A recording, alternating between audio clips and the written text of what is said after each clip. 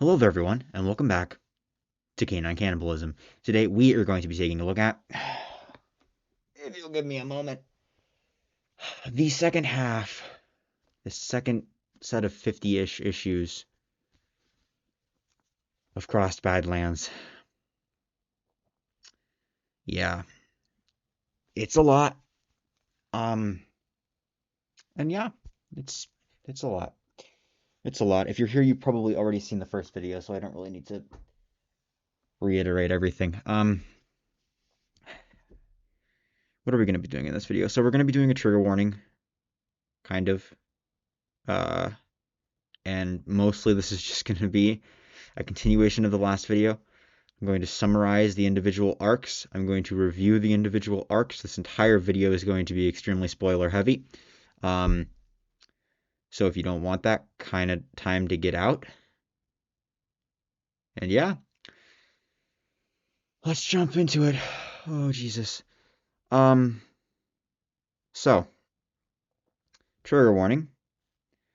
It's the same as the last one. I don't think I wrote a single thing down between reading the first half of the issues and the second half of the issues. I think it's the exact same. So I don't even remember if I actually read it out to you last time or if I put up pictures. I'm gonna just put up pictures this time. So, or a picture. So here you go. All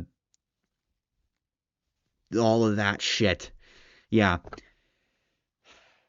I will also link in a pinned comment, and in the description, I will link to a post where you can like see that image in more detail if you need to, for whatever reason. So yeah, trigger warning out of the way. General thoughts. I'm just so fucking done with this series. Okay? I'm just done. I'm just kind of done with it. I have done nothing but read Crossed Badlands for like the last 2 months. I have not read a single other thing. I finally started reading The Girl Next Door for my next video last night, and oh my god, it was like fucking night and day. I'm so tired of looking at fucking people being ripped apart and raped in graphic novel format. I'm so tired of it. I'm so done. Um, I'm exhausted with it. I'm exhausted. I have read 14 volumes of that shit. 14 volumes. What is it? Like 25 arcs, I think. It's 24, 25 arcs. It's insane. It's fucking insane. I just I am so glad I am done reading that shit.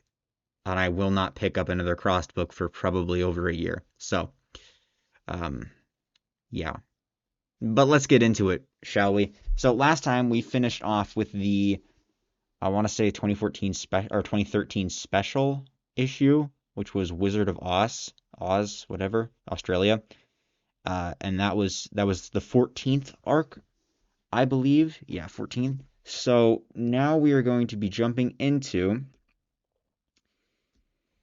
the 15th arc, which is titled The Thin Red Line. So let's jump right into it. Arc number 15, titled The Thin Red Line.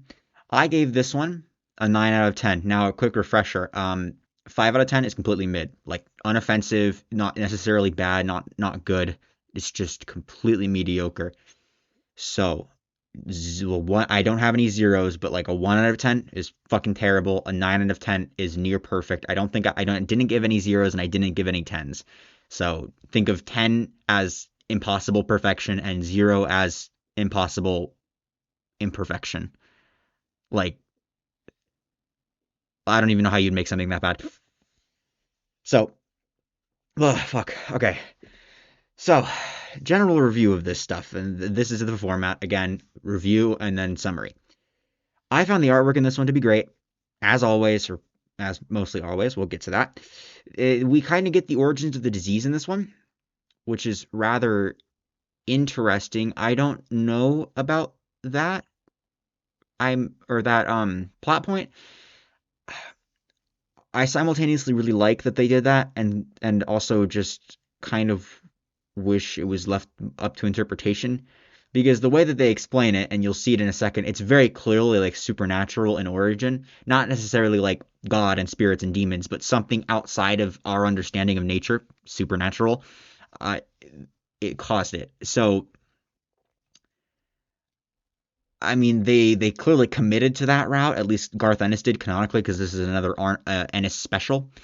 So I'm kind of torn on it, if I'm honest, but we'll talk about it when we get there.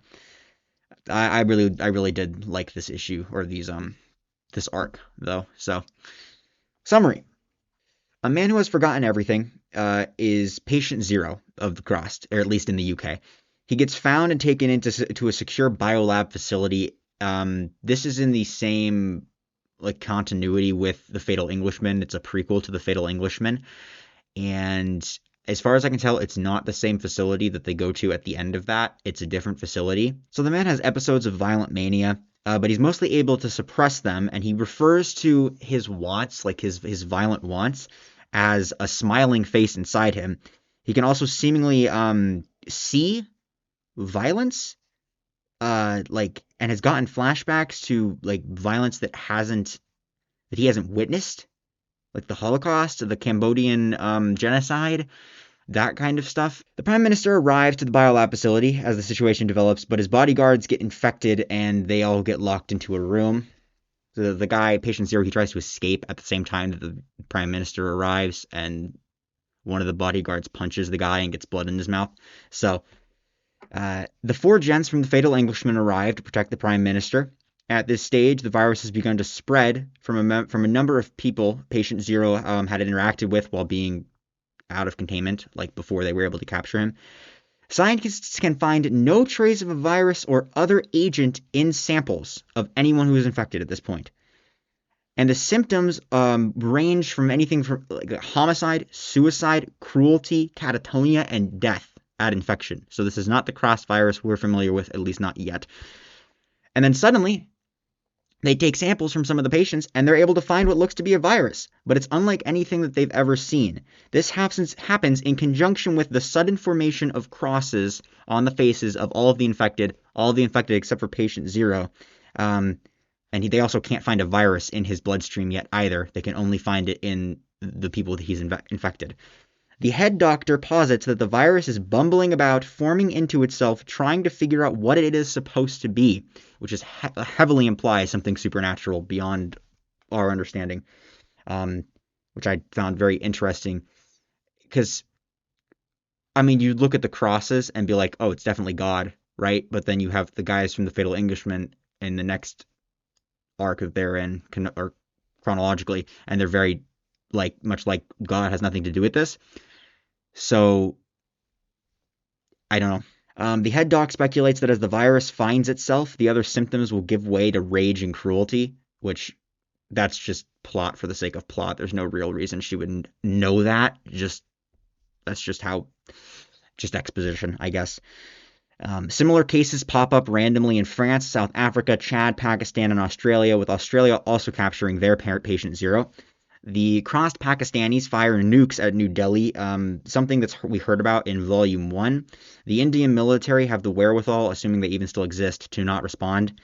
More countries start having problems, such as Russia, the United States. Patient Zero continues to have visions of violence, but they're much more specific now.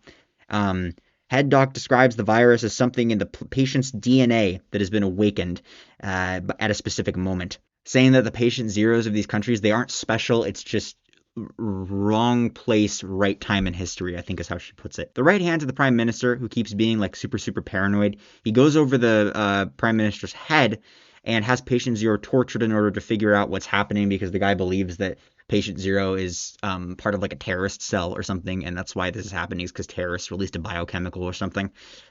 The four gents go out to recover a couple of pilots, take them to a secret nuke bunker, and then set them off in a plane to intercept a bunch of Russian nuke bombers that are perceived to be crossed. The torture of Patient Zero goes wrong. The torturers get infected, and the right hand gets pulled into the room. Patient Zero is losing more of his faculties, and his cross is beginning to form on his face. He starts speaking in semi-tongues about God and cleansing the earth and that kind of shit. and then he pushes a series of razor blades into his penis and fucks the Prime Minister's right hand to death. So, you know, so the lead guy of the gents, Harry, who is the Englishman out of the four, relieves his men to go find their loved ones. He returns to the biofacility where the PM is about to be sealed in the innermost bunker area. The PM seals the last door, and as it closes, Harry watches an infected head doctor, so I think her name was Chandra or something, walk up behind him. And then Harry kills the infected security and patient zero. So that's the end of that, and then we get obviously we get the fatal Englishman, which we all know how that ends. So it's implied that it's not implied at all, but I just assumed the doctor got infected in her lab somehow because they were dealing with the virus, or she infected herself. It's not said because the room that patient zero is in, like, he didn't get out of that room, even though everything went wrong, and I kind of expected that to happen. That room is like outside of the area where the Prime Minister ends up, and that's how Harry is able to kill him. So I don't know how the doc gets infected, but I would assume she got infected in her lab. Next arc is number 16. It is titled Savior, and it is a solid 1 out of 10. Now, I did double check a lot of these titles with Wikipedia because Wikipedia has a list of all of the main arcs of Badlands. This one didn't have a title for some reason on the Wikipedia article, but it does in the book. The title is definitely Saviors. In this one, we see a crossed buttfuck conga line, which is kind of interesting. There are a couple of inconsistencies. I mean, this one's not much of an inconsistency because I noticed it more and more as the arcs went on. But this is the first time I noticed a text bubble coming from somebody who is very clearly not supposed to be speaking. I wrote it down as an inconsistency because a woman hurts her leg, and then her friend is talking like she hurt her leg. But it's not that. It's consistent about who hurt their leg, like, in the art. It's just in this panel, there was whoever drew the text bubble drew it to the wrong person. I've never seen that before in any other graphic novel, so I don't think that's like a technique or something that I'm unaware of. And I noticed it starting to happen more and more as the arcs continued, which doesn't make sense because they're all by different people. It's not like they had the same artists on each one. And then there's some weird stuff with like where people are in space, like in one panel, and this is the most egregious example of it. I know in comic books this kind of happens. The next arc will cover, there's a similar spatial inconsistency, but like there's a woman and she runs outside and she's next to a cop car, and she looks inside to try to get help, and the cop is crossed. And then in the next panel, she's down the street in front of the cop car, not having run or anything. There's no, like, it's not implied that she's run. And then the cop car is barreling towards her. Like, she's still in the same spot, but the cop car has teleported. So that's just kind of odd. The dialogue in this one, it's a bit much, and the story is just dry. I mean, we'll get to it. I'll describe it. It's really just, I mean, I wrote one bullet point for the story. It's like literally nothing. Like, it's a pointless arc, in my opinion. I didn't really like the art in this one. It's not so much a stylistic thing as more of it just looks like the artist was rushed, maybe, or just didn't put out their best work. The proportions are really bad, and the head sizes are also really, really bad. The angles of the panels it's just not great.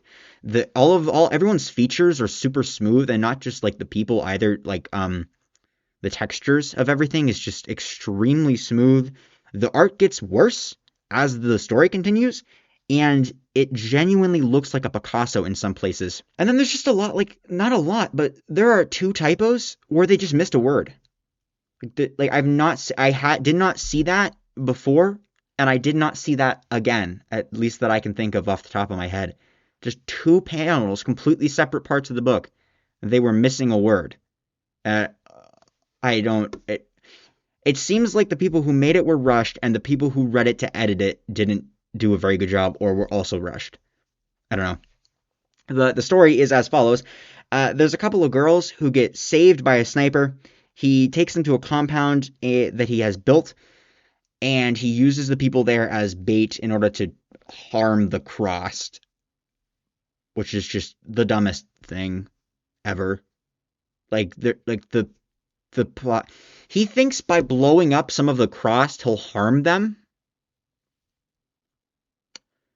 Like, I know some character, like, he's not written like he's completely insane, and that's supposed to not make sense. I think that's just a part of the, like, just bad writing, like, just bad character writing, because he's very, very intelligent, and he's not meant to be, like, crazy, because but the logic behind that makes, like, zero sense, even for a fucking nut in a apocalypse book.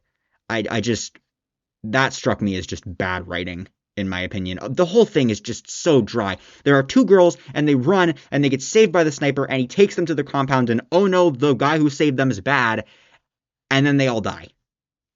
Like, it's so dry. It's so unnecessary. I was so disappointed. So disappointed. The 17th arc is titled The Folly. This is the annual issue for 2014. It is a 6 out of 10. And it is fine. I have nothing else to say about it aside from I really liked some of the dynamics of, like, the crossed. Like, we firsthand see the relationship between the, like, groups of crossed. It's very interesting in that regard, but otherwise it's pretty uneventful. So there's a boy stuck in a tower with an old crossed woman below. The old crossed woman keeps muttering the same phrase, which is like "com bon hov esta," and the boy sits there and essentially makes up these stories as to, like, what she could be trying to say, like that kind of thing. And as the story goes on, everything goes wrong. The boy's gonna die. Blah blah blah blah blah blah blah. The woman gets into the tower.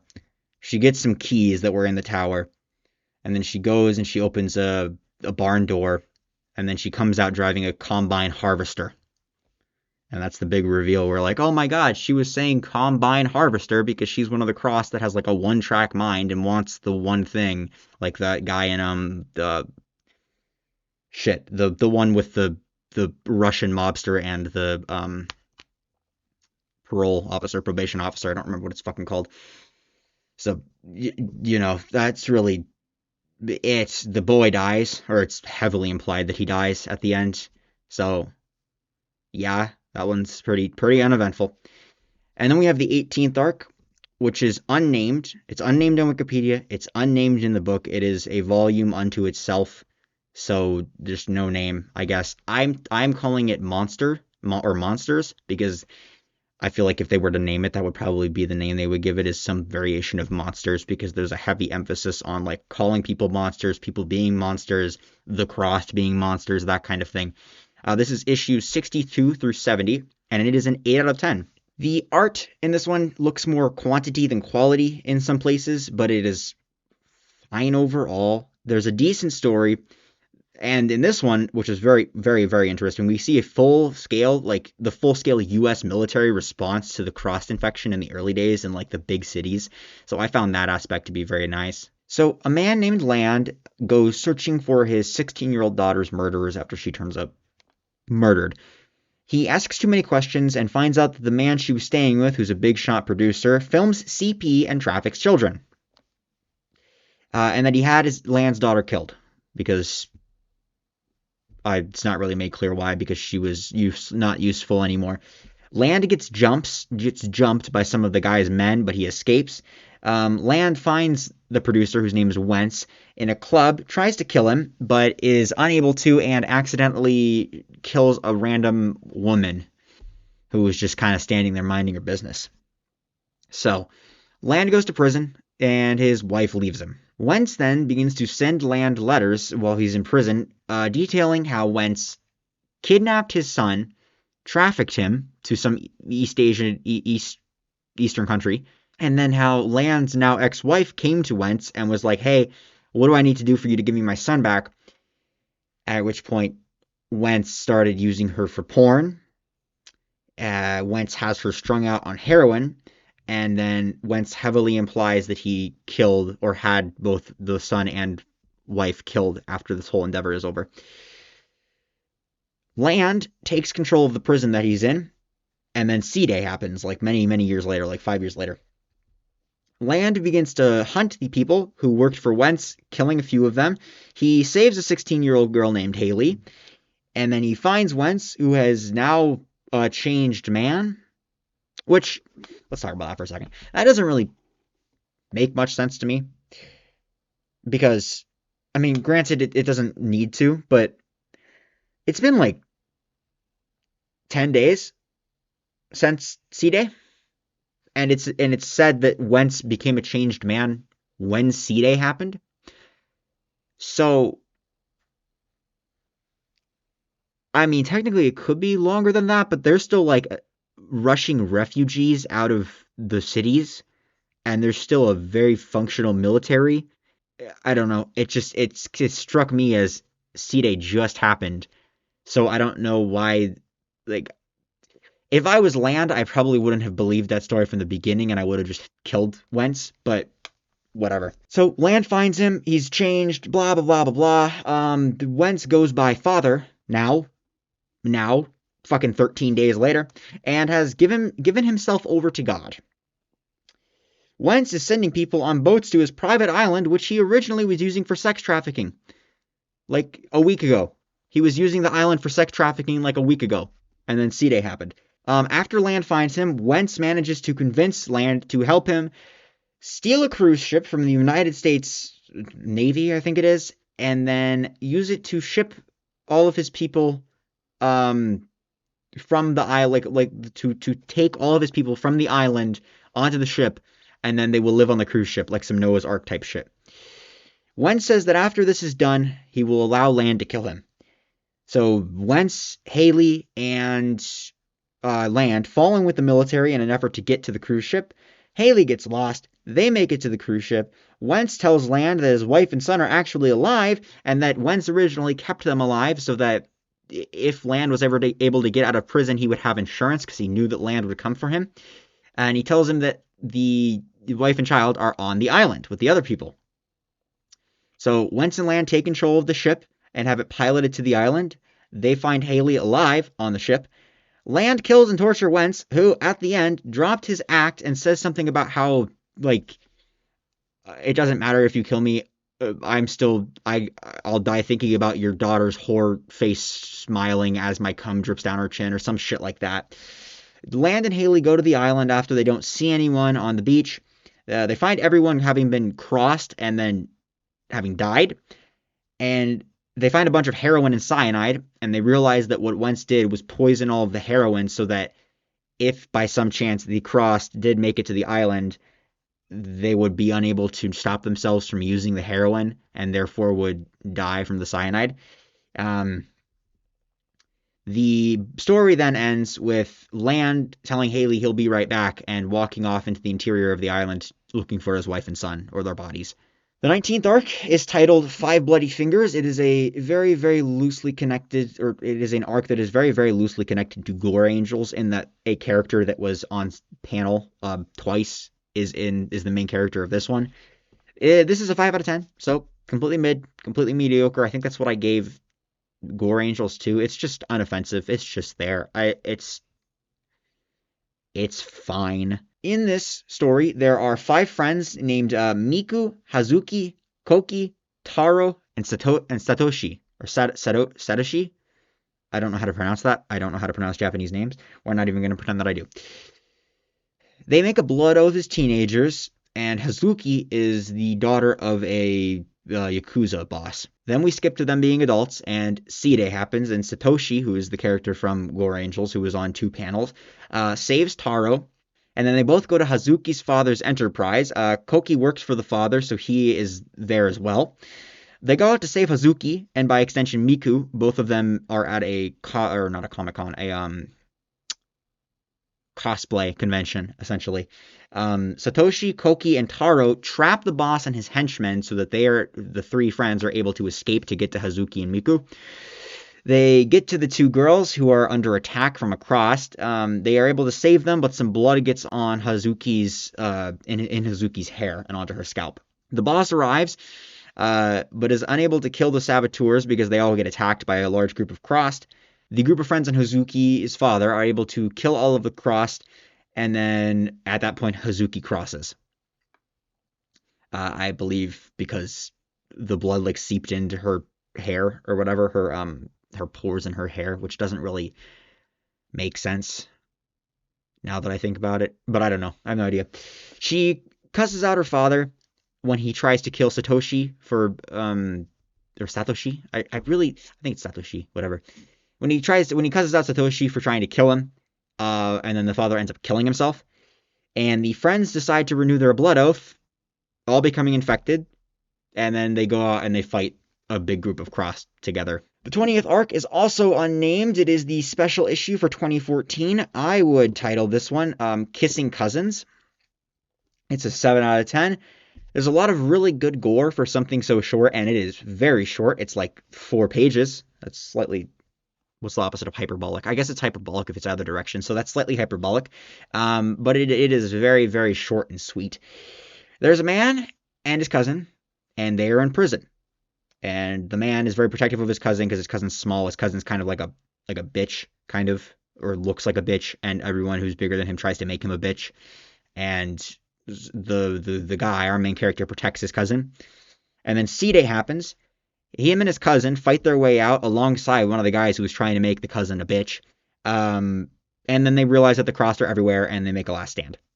And that's the story. It's very, very, very short, but the gore in it is incredible. I was so blown away by the art in that. I mean, not blown away per se, but I really enjoyed it. It's just a lot of good gore in something so short. The 21st arc is my favorite, Homo Tortor. It is an 8 out of 10. I would highly recommend it. The ending kind of jumps the shark a little bit, but otherwise it's very solid. The world building for half of the story, we'll get to it, is great, and the art for half of the story is absolutely brilliant. I'm not going to spoil this one because I like it so much, but there is a scene, I'll tell you a couple of scenes.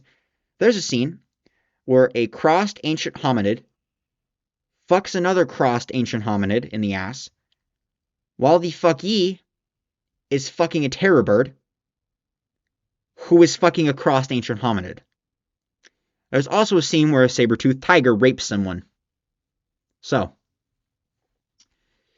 there are 2 storylines in this one. I will tell you this much. The first one is about a man, like modern times, who is traveling to find information about a cure related to a crossed outbreak in the past, 75,000 years ago.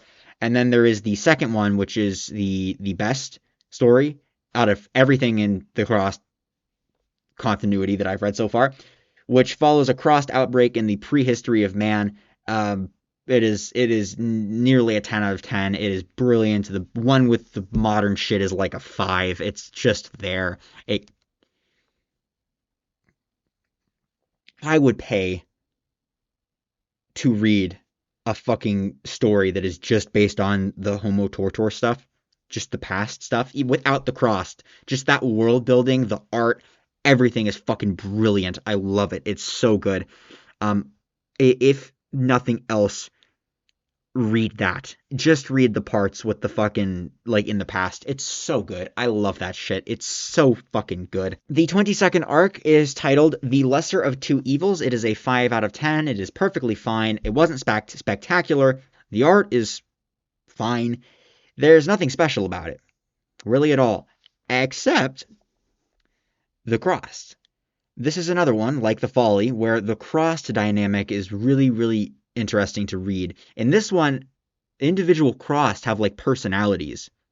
Like it's very one track, like primitive. Like there's a guy in a business suit who's the businessman, and his only trait is that he talks about things like it's a business agreement, that kind of stuff.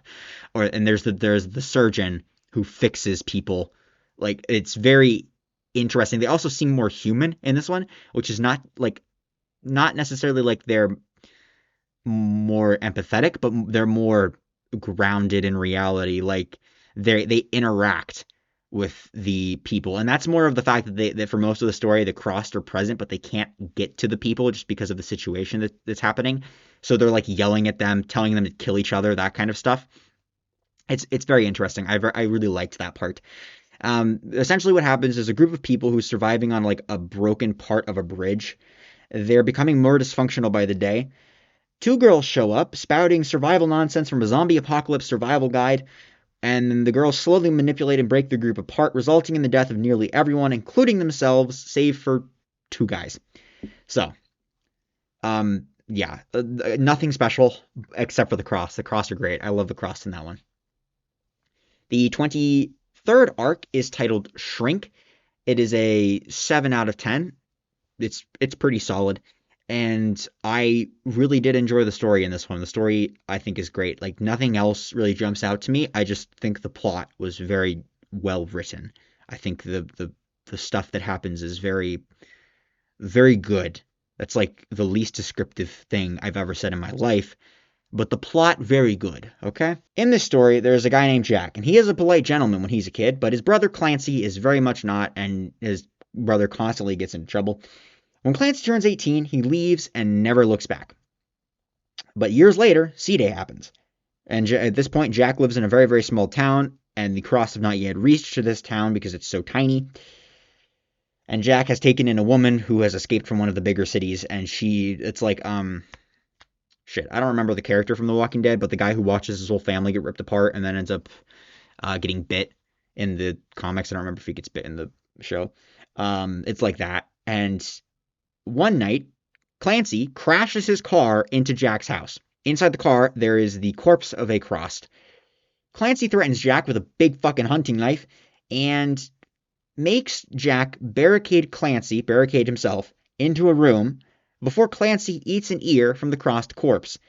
Essentially, Clancy says that because Jack is a shrink, he might be able to overthink his way out of one more problem. So by interviewing Clancy in his Crossed form, he may be able to find an answer to something. That's the logic. It's just don't think about it too hard. It's fine.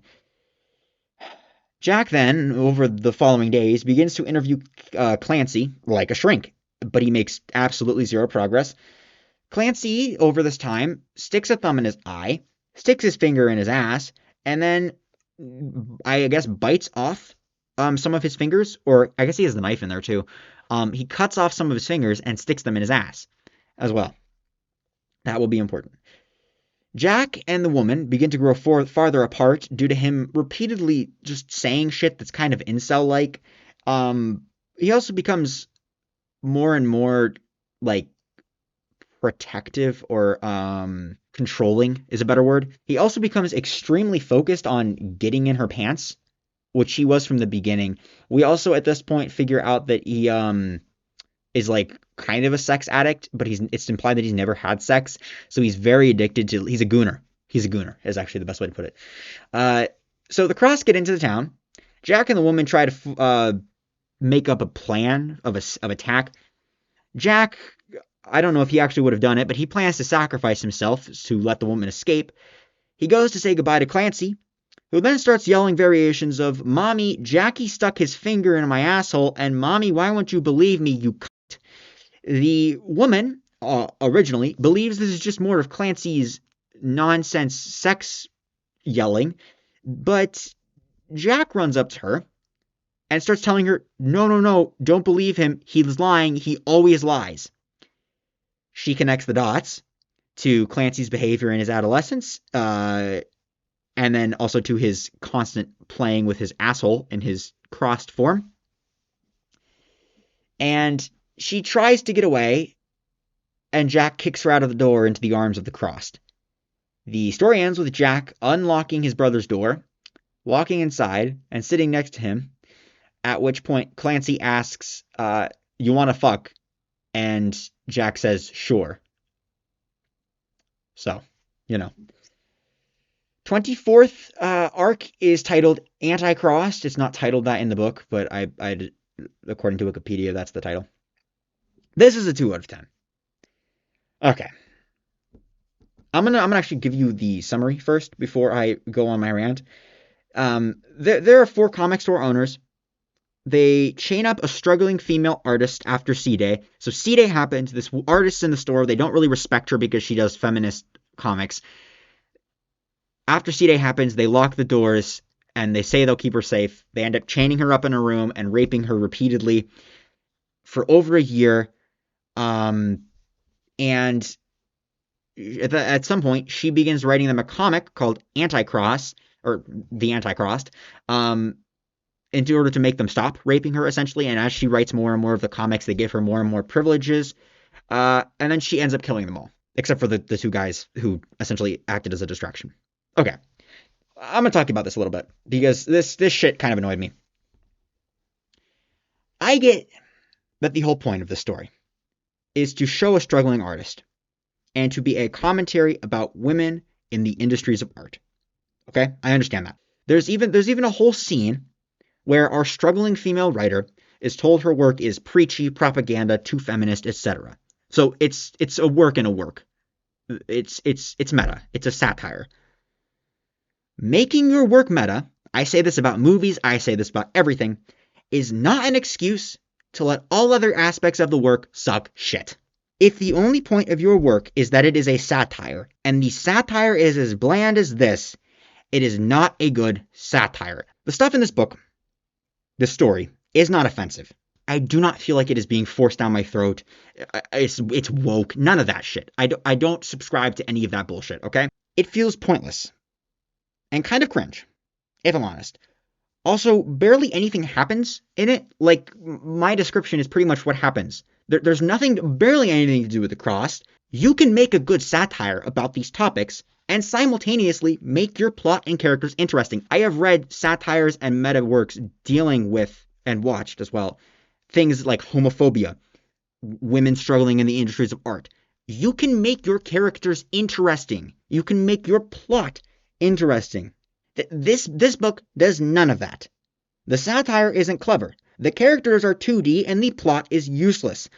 Also, to top it all off, this story, this arc, which is not written by Garth Ennis, has a random, 3-panel scene where one of the guys who comes into the store handles Garth Ennis's cock for a few seconds, talking about how great, there's another one of Garth Ennis's comics, Stitched or whatever, in the store, and the guy talks about it and fucking jerks him off about how good it is. And then there's also a joke about how the comic is too violent because the whole fucking story is a satire, a meta story. And I'm using those words interchangeably, and I understand they don't mean the same thing, but I don't really know what else to call this.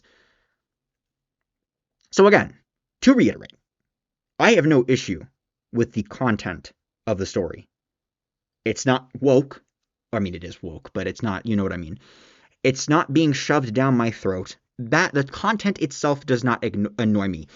The pointlessness of the plot, the uselessness of the characters, it just annoys me. It just annoys me. That you're trying to, it's like a cutie situation. Like you're becoming the very thing you swore to destroy. Like you're trying to make a statement about female artists being, they should be respected in the industry, blah, blah, blah, blah, blah. And then you write a story about a female artist who's not respected in the industry and you make it fucking useless.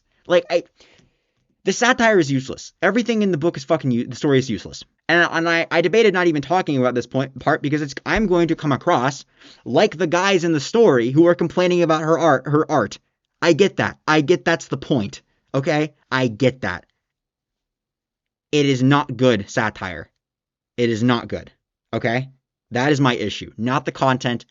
The fact that you made a whole story surrounding this thing, the idea of satire, and then let everything else go to shit. I complain about the same thing with movies. It's just this one happens to have volatile conversations in it, as opposed to just making a meta horror movie, but also the whole thing is bad because a lot of horror movies are bad. That's not an excuse. It's not an excuse. Okay? It's just not. You can make a good satire or a good meta piece of something and have it be good as outside of it being satire. And if you don't, then the satire isn't good. And we get the 25th arc, which is unnamed and is issues 93 through 96. And if I had to name it, I would name it SHTF, which is talked about in the book as standing for shit hitting the fan, or shit hits the fan. This is a 5 out of 10. It is a sequel to Quisling, and it is a very disappointing follow-up, because it's very mid. Quisling was great. This is mid. This is very, very mid. In this story, Smokey kidnaps a guy and makes him help him find other people and then fuck women, non-crossed women, in order to get them pregnant.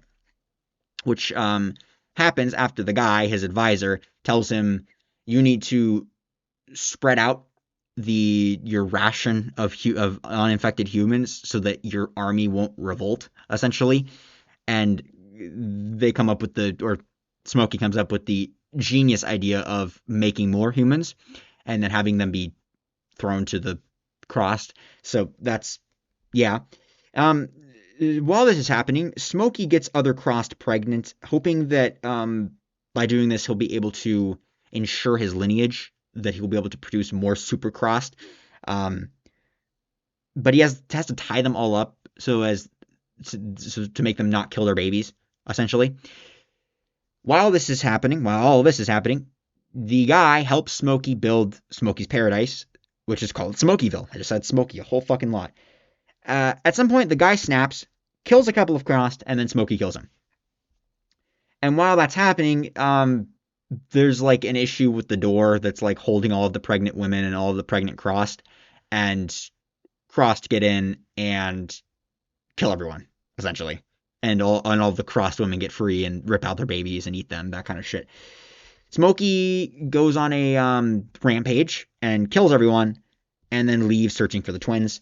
And then the final arc, the 26th arc, which I would title Homestead, which is issues 97 through 100.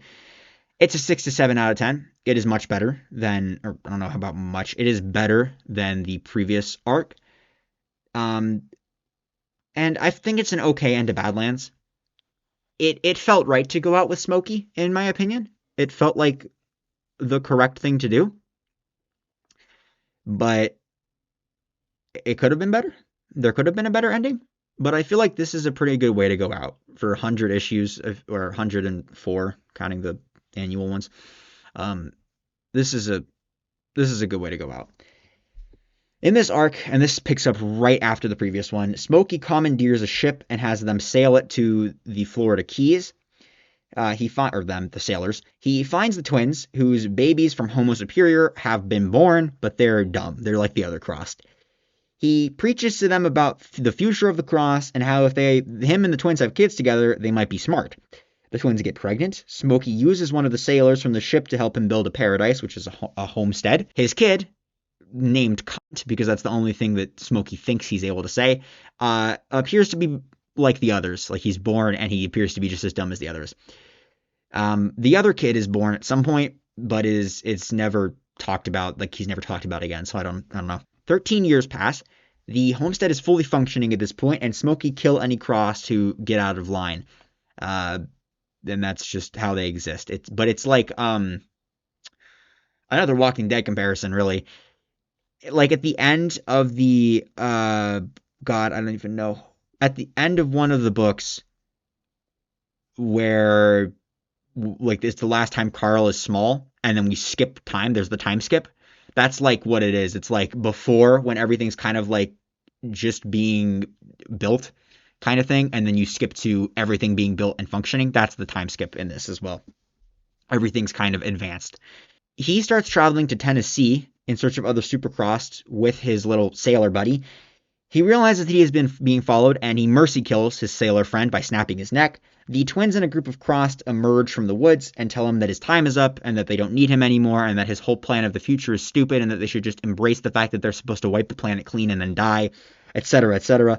Cunt reveals himself to be a smart crossed, a super crossed, even smarter than his father.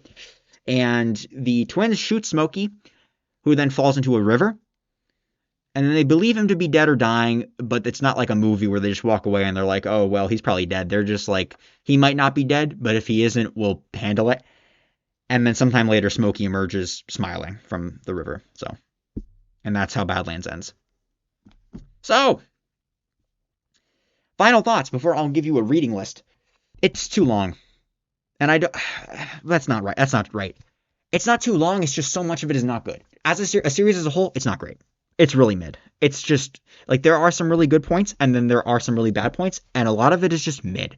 and it kind of all cancels out to being just a fucking mid-series that is really, really long. And I'm not even talking about just Cross Badlands anymore. I'm talking about the first 3 issues, 3D, and all of Badlands. It's just really long, okay? And I got tired of it. And I just had to keep reading more and more and more. And I was just done, man. I'm just done. And maybe, obviously, that's probably not the best way to read it. Probably it's like 1 volume at a time over a longer period of time. But I wanted to get through it because I was excited originally when I started reading it. And I was excited when I got to Homo Tortor because I knew kind of what was coming. And then I just read like 4 or 5 arcs that were just not great. They were just mid. There's some stuff in here that's really good. And there's some stuff in here that's really not. But I'm going to give you a essential and semi-essential reading list if you wish to get the full scope of the Crossed without having to read all of the filler shit, okay? None of fucking saviors, none of anti-cross, none of that garbage. Just the good stuff, okay? Or not even just the good stuff, the stuff that actually matters, because there's some stuff in here in my list that isn't great, that is like some of the worst in the series. But if you want to get a full scope of what the Crossed is, this is the list I have for you. The first thing that I would have you read is the original, is Volume 1. This bad boy right here. All right? The next thing I would have you read would be all of Volume 4, which is Arcs 1 and 2 of Badlands. And yes, that includes Homo Superior, which I did not like. I would say that is a very poorly written arc. But to get a full scope of everything that is happening, and I guess full scope is the wrong word, because to get a full scope, you should probably read fucking everything, but to get a general scope of everything that is happening and to be able to fully appreciate the Supercrossed and everything, I would say both of the arcs in here is a good start. So Badlands by Ennis, and then Homo Superior. Okay? That's it right there. Then I would say you need to read issues 25 through 28, which is The Fatal Englishman, issues 29 through 32, which is Quisling, issues 37 through 39, which is American Quitters. That's optional. I have a couple of in here that are definitely optional. I would recommend it. I didn't fully like the writing in that one, but I think it is useful for a bigger scope. 50 through 56 for The Thin Red Line. And then the annual issue for 2014, the Folly, that one's optional. Again, I think that just gives you a better idea of the Crossed in general. And then you have Volume 12, which is the Monsters arc, or I titled it Monsters. It's issues 62 through 70. I would say it's kind of optional, but it's very decent. It's decent enough that I would say it's worth it. It also gives you a very good look into like U.S. response to the early days of the Cross, that kind of thing. So keep that in mind if you want to read. I would definitely recommend that, even though you don't have to. Then, and this is entirely optional, Homo Tortor. It is my favorite. But I mean, for a larger scope, it really isn't it's just not, like, you don't need it. But I would highly recommend it. So it's not even on my reading list, really. Just read this one. If nothing else, just skim through the fucking parts with the, like, 75,000 years ago. I get comic books are expensive. I get graphic novels are expensive. You're telling the guy who spent fucking $400 on all this shit, okay? I understand that. It's good. It's great. Okay? That's all I'm going to say about that one. Then, this is kind of optional. The Lesser of Two Evils. I would say that most of the story is very mediocre, but I think that the stuff that it gives you with like an insight to the Crossed is very useful for understanding the universe. Okay? And then a couple more. You have issues 87 through 90, which is Shrink. I would recommend that. And then volume 17, which is the last 2 arcs with Smokey. Just for the send-off, just for Smokey's story, just for the twins, that kind of stuff. And it gives you kind of a lead into 100 plus if you were to read that. So, and then I guess if you are a real big fan of Cross Wish You Were Here, or want to be a real big fan of Cross Wish You Were Here, you probably should read The Big Yin, or whatever that one's called, with the fucking Scotsman. It was in my last video. So, that's it. That's all I have to say. That is my review of Crossed Badlands. I will not be picking up. The next thing I will do will be Crossed Wish You Were Here. I will not be picking that up for like a year. Minimum, probably. Unless I run out of other things to read. Which I doubt. I'm going to start doing more series. That's the end of all the Crossed bullshit if you want to leave. But some more about my channel in general. Right now I'm filming this. I have 49 subscribers. That's pretty fucking epic. It's almost Halloween, which is also pretty fucking epic. Has nothing to do with what I'm about to say, but just thought I'd say that.